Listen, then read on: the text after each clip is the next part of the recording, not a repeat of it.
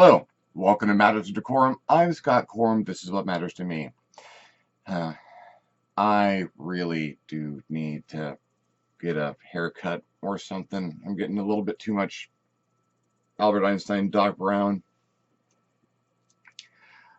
At the Universal Studios a few weeks back, and the actor who was portraying Doc Brown actually pointed me out and said, "Look, it's my cousin," which was kind of cool and kind of, fuck you, it's my hair.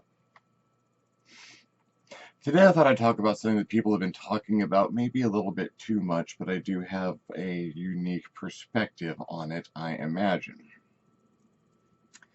These things. I was using one of my videos last week. This is a fidget spinner. A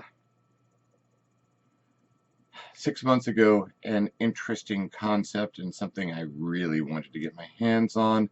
Now a ubiquitous toy that you can buy 3 different places at the mall in varying price ranges from $5 to $50, depending on how fancy and special you want yours to be. I wouldn't mind getting a metallic one, or maybe one that lights up. They are more than just a toy, ideally. But a lot of people don't understand why.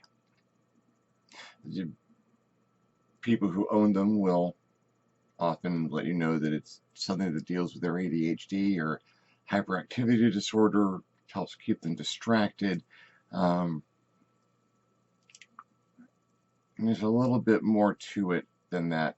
Of course, as with anything that people are taking enjoyment from, the internet is full with detractors talking about how they're way too distracting and they're dangerous and kids shouldn't be allowed to have these in school because they're basically just another toy.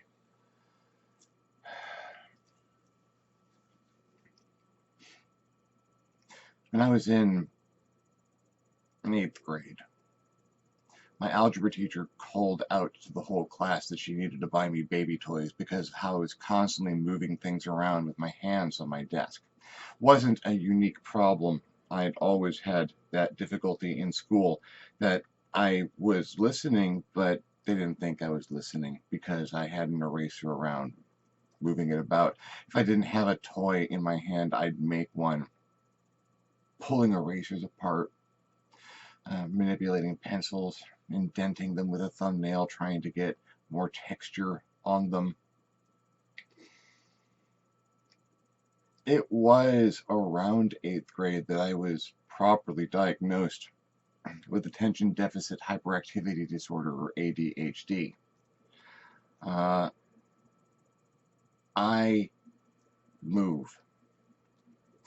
I've got the nervous, restless leg syndrome. Sometimes my knee will just start bouncing and I've got nothing to say about it. That just started happening. If you bring my attention to it, I can stop it, but I didn't start it because I wanted to do it. I started it because things start. There's always got to be a little motion, a little action. My hands need to be engaged with things.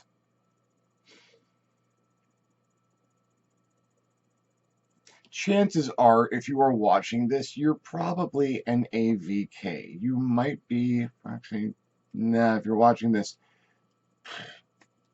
chances are, if you're watching this, you're a VAK. You might be an AVK.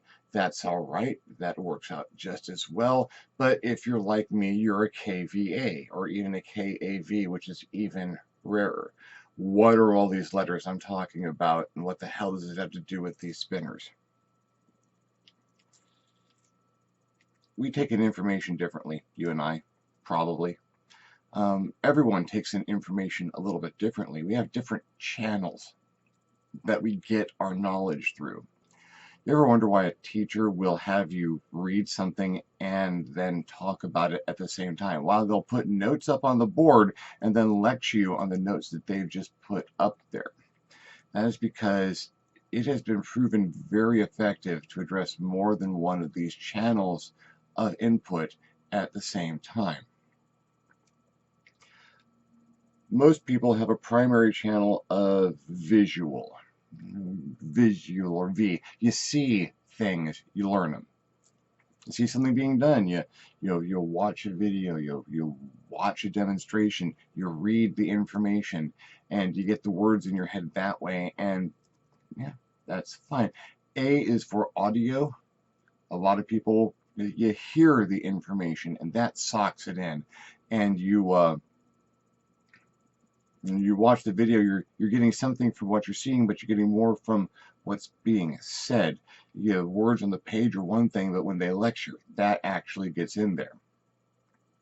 And a lot of education in the past long while has learned that if you can combine the visual and audio channels, then you really have someone engaged. That's why films and videos are so effective in the classroom, because you're fully engaging two of those channels.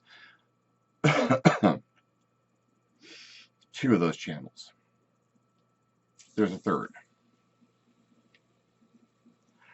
What you don't see a lot of in the classroom is hands-on things. Kinesthetic. Input by touch and motion, by tactile exploration. Oh, there's a bunch of toys. When you're in kindergarten, preschool, first grade-ish, although they start to phase them out around there, where you count things by putting little numbers into little slots. You put round pegs in round holes and square pegs in square holes. You do things with your hands. That's engaging the kinesthetic. Sometimes while you're doing that, you're getting talked to, or there's a visual aspect to what you're doing, and they address that kinesthetic channel. Different people learn differently. Different people address their channels with different priorities. Most people have a visual channel first, then an audio channel, and then their kinesthetic channel is something that backs up both of those. They can do things with their hands once they've seen it done and heard it being explained. That's a VAK. It is by far the most common set of channel presets that humans come with, or at least it's assumed to be. That's the set that the majority of the educational model in America is currently based on, such as education is based on anything these days. Most everyone else fits into an order where their audio channel comes first, and then their visual channel, and then third up their kinesthetic channel, or AVK. Some people learn best by hearing. Not apparently the majority, but quite a few. So if you're addressing both the audio and the visual channels at the same time, then you're doing a pretty good job. You've got most folks covered. I'm a KVA. My first channel is my kinesthetic channel, after which comes my visual channel, after which comes my audio channel. I learn very poorly by hearing things. I need to see information as well as hear it. Reading is more effective for me than lecture, but yeah, I need to sit through the lectures as well. I don't like having phone conversations with a lot of information being passed and forth, because I won't retain it. I'll let people know flat out, look, we can have this conversation now, or we can have this conversation face to face. If I can see your face and see your hands and get your body language at the same time, then I'll absorb what you're trying to tell me. If not, you can't really be mad at me for not getting what you're thinking about, because I'm telling you right now, it's not going to happen.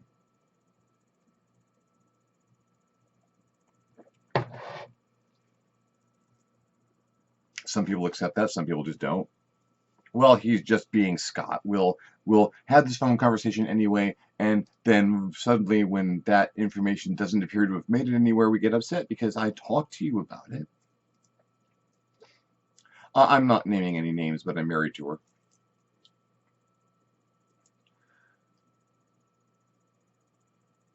I need to engage my kinesthetic channel. It doesn't even need to be the same information that's coming in. If this channel's engaged, I can operate.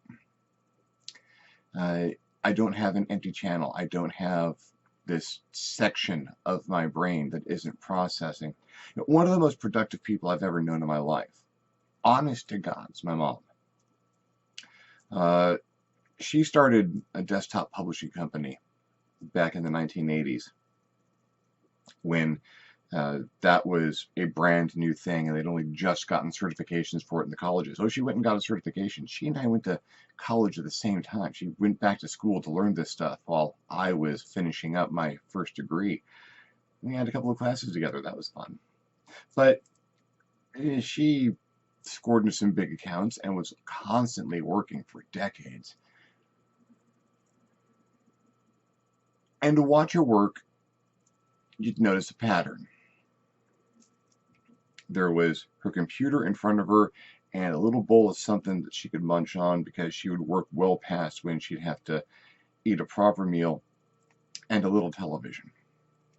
She was doing creative work, but not generating ideas. She was taking other people's material and straightening it up and neating it out and laying it out. And while that is a creative endeavor that I enjoy doing myself, it's not generating ideas. She had empty channels. There was no sound involved in that process. The only visual stimulation she was getting was what she was focusing on right there. She needed something off to the side, filling that audio channel, filling that extra channel, working with her hands and the mouse, and she had, her eyes taken up, but there was no compelling sound. Without something taking up her audio channel, she couldn't work. So a little TV, music every so often, but a TV was something she didn't have to think about. She put on channel, had shows that she liked back when there were 9 channels, and it powered her through.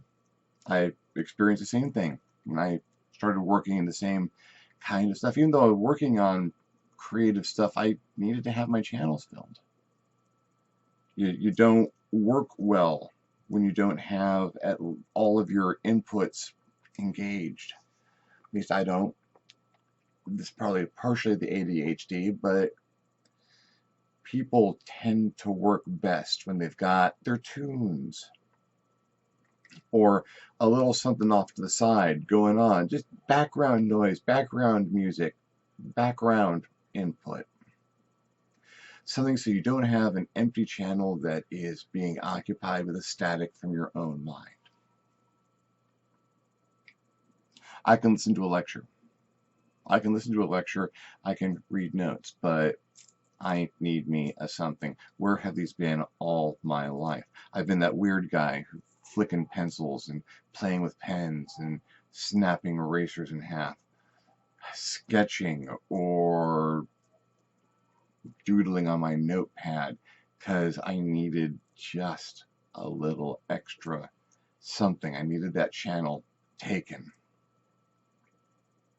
You see someone who is using one of these, it might be distracting to other students in class. That is a terrible shame. They're filling that channel. They're assuring that they can focus on what is being done and said in the class because they do not have that empty channel of static in their head driving them insane. It's distracting. It's worse than distracting.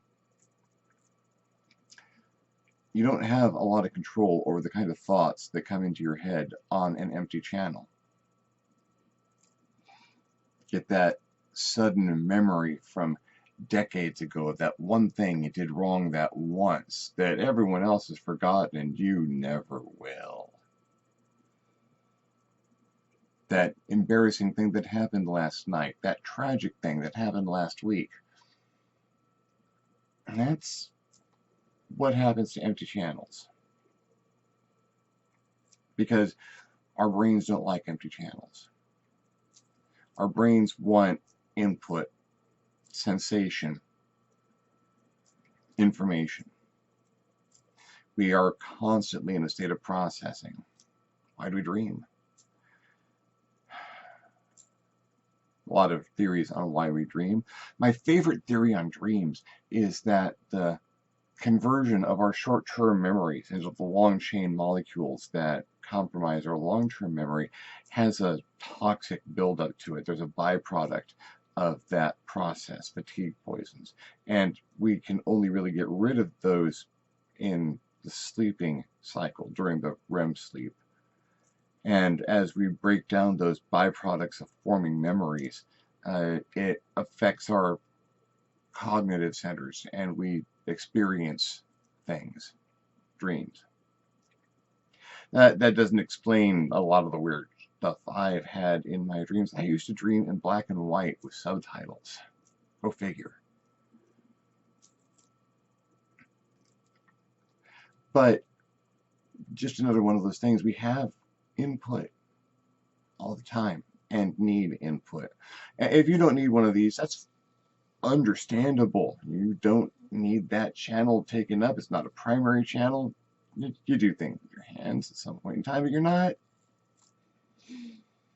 constantly having to worry about it.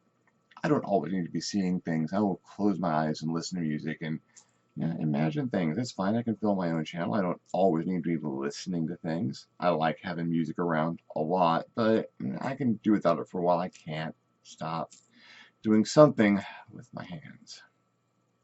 It's a good thing I type for a living.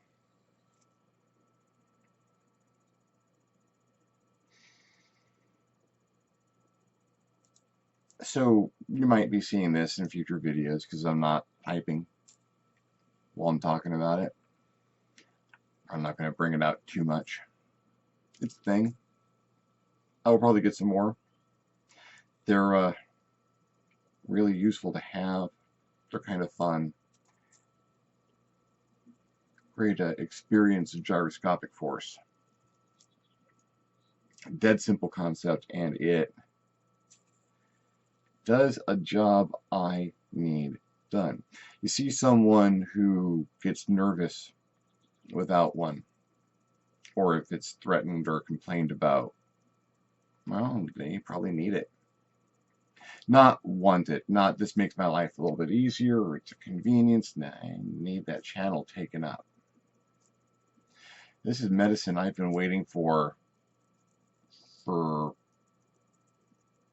35 years. Longer. Maybe my whole life.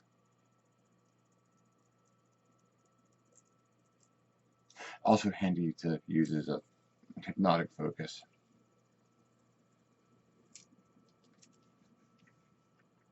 I hope that explains some things. I hope this was informative for you as it was entertaining for me to do. If you have any comments or questions or suggestions, you have your own experiences with fidget spinners, good or bad, leave me a comment. If you're enjoying the videos, give me a thumbs up. If you're not enjoying the videos, give me a thumbs down. Feedback is feedback. If you'd like to see these videos when they come out, subscribe. I love getting subscriptions, hate losing subscriptions. If you do subscribe, go ahead and hit the little bell icon next to the subscription button so you get the notifications when these videos come out. If you really dug the video, feel free to hit me up on my Patreon page, www.patreon.com, and consider donating. Every bit helps and lets me make more videos more often. In the meantime, thank you very much for following me along on this journey into how my twisted brain works. I'm Scott Corum. This is What Has Mattered to Me, and I'll see you next time on the next Matters of DeCorum.